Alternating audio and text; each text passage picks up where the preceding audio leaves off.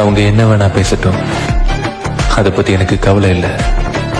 ஆனா என்னால முடியாதுன்னு ஒண்ணு சொன்னாங்க பாத்தியா, அது தப்பு. ஹாய் குட்டீஸ், என்னுடைய பெயர் பப்ளு. இதுக்கு மேல வாரத்துக்கு ஒரு நாள் கண்டிப்பா உங்கள பாக்குறதுக்காக நம்ம குரு மீடியா 12 சேனல்ல வருவேன். வரும்போது சும்மா வரமாட்டேன், கண்டிப்பா ஒரு குட்டி கதையோட வரேன்.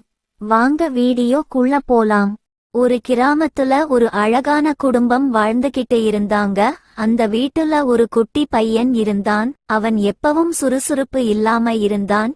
எந்த வேலை செஞ்சாலும் ரொம்ப மெதுவாவே செஞ்சான். அதனால அவனோட அம்மா அப்பா அவனை நினைச்சு ரொம்ப வருத்தப்பட்டாங்க. ஒரு நாள் அந்த பையனோட தாத்தா அந்த வீட்டுக்கு வந்தாரு. அந்த பையனோட அம்மாவும் அப்பாவும் அந்த பையன் சுறுசுறுப்பு இல்லாம இருக்கான்னு குறைபட்டுக்கிட்டாங்க. அந்த பையனோட தாத்தா அவன் கிட்ட ஒரு புதிர் புத்தகத்தை கொடுத்தாரு. உடனே மெதுவா அந்த புதிர் எல்லாத்தையும் மிக சரியா செஞ்சு முடிச்சான். இத பார்த்த எல்லாருக்கும் ரொம்ப சந்தோஷம். அந்த தாத்தா சொன்னாரு, எல்லா குழந்தைகளும் ஒரே மாதிரி இருக்கிறது இல்ல, உங்க மகன் சுறுசுறுப்பா இல்லாம இருக்கலாம், ஆனா எல்லா விஷயத்தை கூர்ந்து கவனிச்சு எல்லாத்தையும் சரியா செய்யுறான். அதனால அவனை பத்தி கவலைப்படாம, அவனுக்கு அறிவுரை சொல்லாம, அவனை திட்டாம நல்ல பாடிய வழங்கன்னு சொன்னாரு அவரு. நீங்க பார்த்து கொண்டிருப்பது உங்க குரு மீடியா 12.